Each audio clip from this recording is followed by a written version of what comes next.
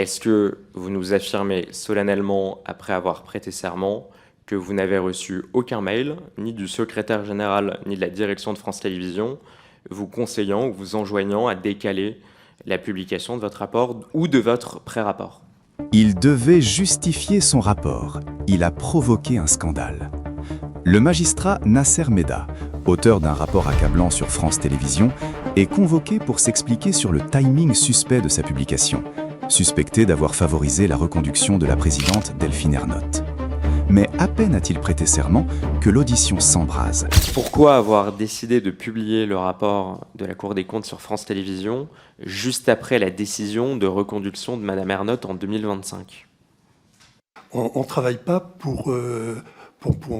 à la commande de l'Arcom. On n'est pas là pour aider ou éclairer l'Arcom sur des décisions qui relèvent de son champ de compétences. Chacun est dans son champ de compétences. Il y a notre calendrier de programmation, il n'est pas calé sur les dates de renouvellement des différents dirigeants d'entreprises, d'organismes de toute nature qu'on est amené à contrôler. Autrement, ce serait absolument ingérable. C'est pas possible. Et puis c'est pas souhaitable. Chacun doit être dans sa mission, dans ses prérogatives. Nos prérogatives, c'est de vous éclairer la représentation nationale et au travers vous, nos concitoyens et ceux qui sont amenés à prendre des décisions sur l'état, la situation d'entreprises qui relèvent de notre champ de compétences. Et je le rappelle, vous avez prêté serment il y a à peu près 1 heure.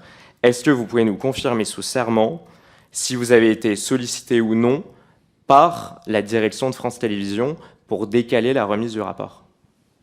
Je peux vous indiquer, nous sommes une juridiction indépendante. On arrête nos procédures, on en a la maîtrise pleine et entière. Je vous ai donné les dates précises sur les différentes étapes des procédures internes, qui sont des procédures collégiales et contradictoires, et on en a la pleine et entière maîtrise. On les décide de manière indépendante. Indépendante.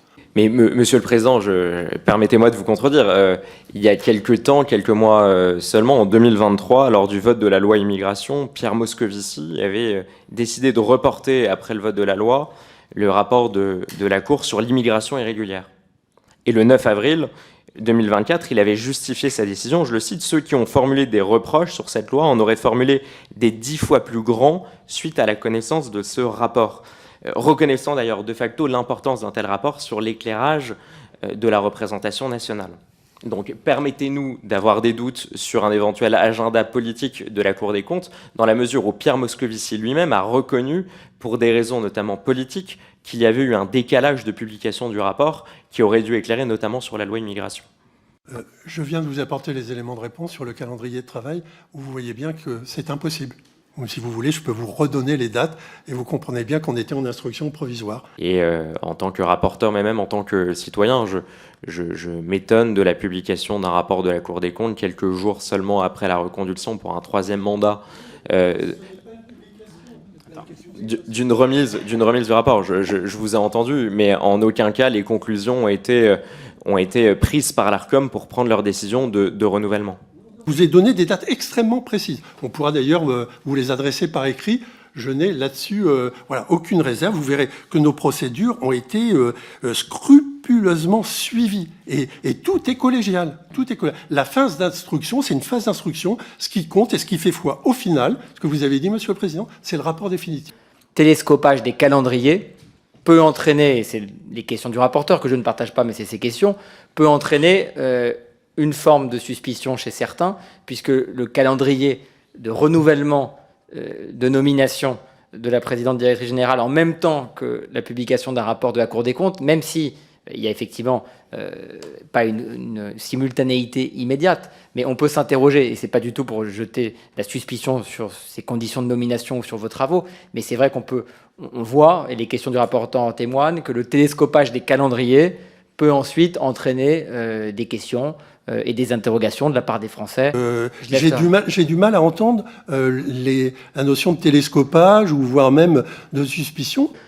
Voir un rapport de la Cour des comptes particulièrement vif, vous parlez de situation critique, quelques mois après le renouvellement de sa dirigeante, non pas que la publication de vos rapports aurait dû donner lieu à une non-reconduction de Madame Ernotte, c'est pas du tout mon propos, mais admettez que pour l'opinion publique, pour les parlementaires et pour la représentation nationale en général, un rapport aussi essentiel et aussi important sur la situation d'un acteur important de la vie de notre pays, quelques semaines après le renouvellement de sa principale dirigeante, peut poser question non pas sur les connivences ou les complicités, mais sur le calendrier.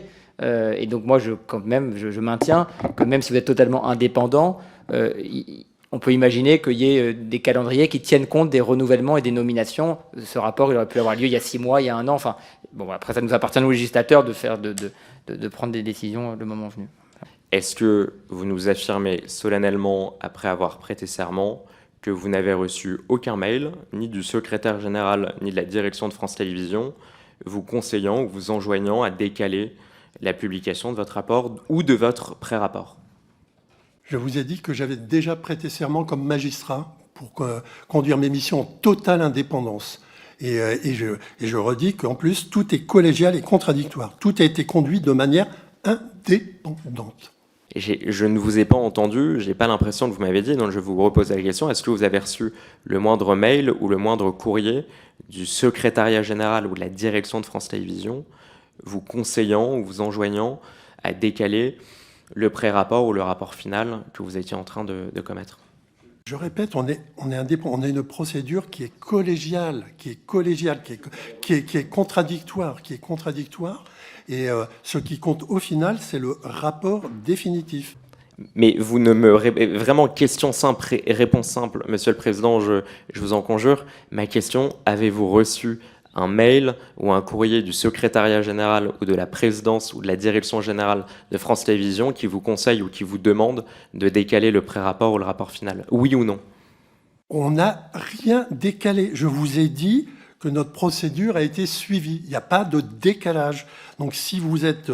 je ne comprends pas. Il n'y a pas de décalage. Notre procédure, je vous en ai donné le détail. On n'a rien décalé. Bon, on va passer à un autre sujet. J'entends simplement. Monsieur le Président, on va passer à un autre sujet. J'entends juste, et je pense ne pas travestir vos propos et vous pourrez répondre, que vous ne m'avez pas répondu à la question avez-vous reçu ou non un mail ou un courrier vous demandant ou vous conseillant de décaler la publication de votre pré-rapport ou votre rapport. Vous ne m'avez pas répondu.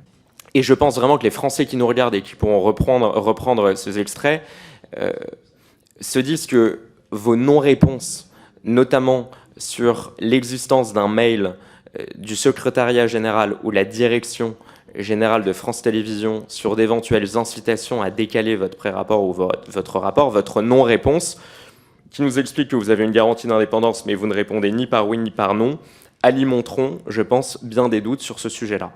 Dites ce que vous en pensez en commentaire. Si vous avez aimé la vidéo, n'hésitez pas à liker et à vous abonner à la chaîne pour soutenir notre travail.